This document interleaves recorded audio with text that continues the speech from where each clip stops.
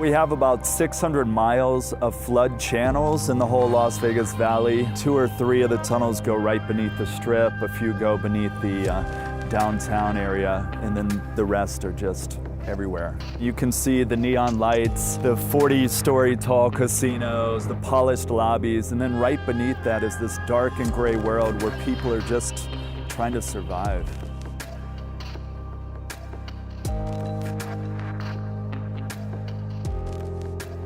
I go to the tunnels maybe 2 or 3 times a month just to check on people. I started a community project called Shine a Light to try to do what I can to help the people who are living down there.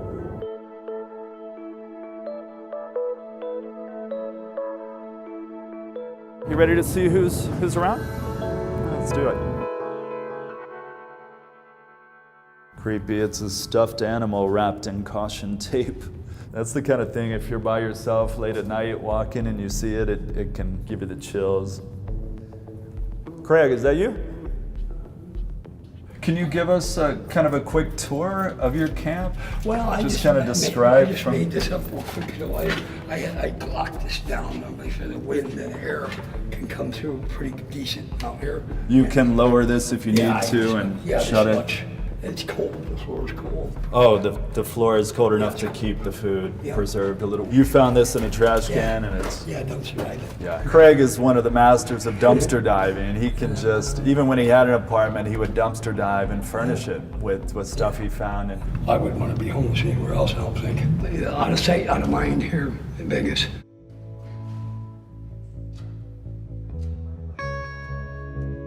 You're kind of left alone.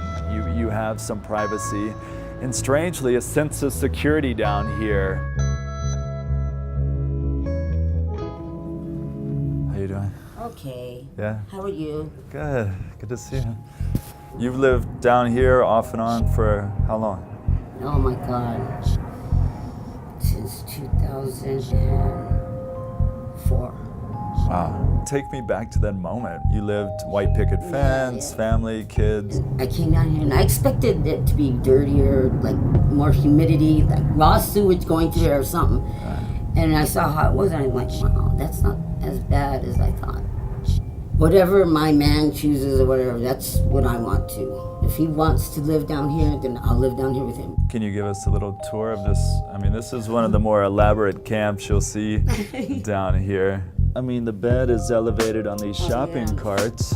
That's my refrigerator. The cooler. I keep the food, and water and... Aren't those the coin cups from the casinos? You use that as a bathroom. That's our bathroom, our toilet.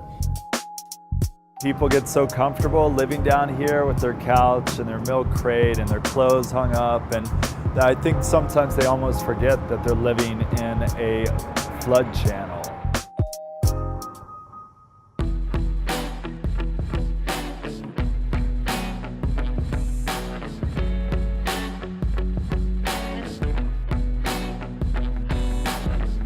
Says, aghast the devil stood and felt how awful goodness is. I think it's a line from Milton's Paradise Lost that a guy named Ricky wrote on the wall. He's a bit of a poet, a rough guy, tough guy, but he also has a more sensitive side. Yeah, there's a roulette table. You use it just as a curtain? Yeah. Whatever?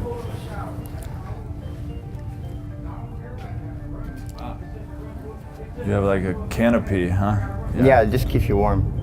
Oh, you can pull it down over? Yeah. Is that a thin mattress or a few blankets? Those are 2 McDonald's crates. That they unload their supplies with? Yeah, and they didn't get back. So what is it about the tunnels that attracts you to it? For one thing, it's free rent. I know my future. I'm past 50 years old. I have an extensive prison background. And I know I won't get no work, no decent work around here. So, I mean, what, you feel you don't have any future, so you just don't mind staying down here? Or? Unless you could think of a better future than I could think of.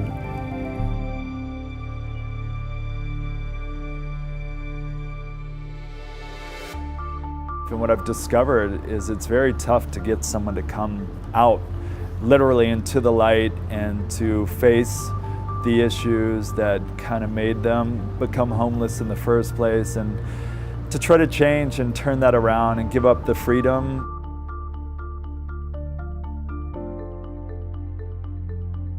The people down here have been really good to me as far as welcoming me into their homes, sharing their stories with me.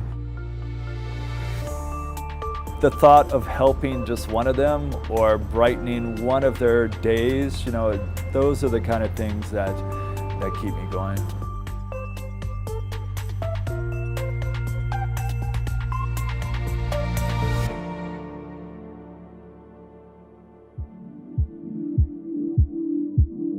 In another episode of Seeker Stories, find out how a controversial medical procedure is saving lives.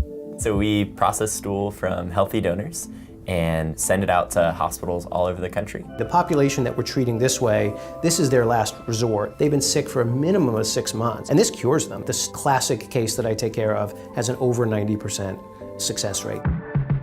To watch more stories, be sure to subscribe. Thanks for watching.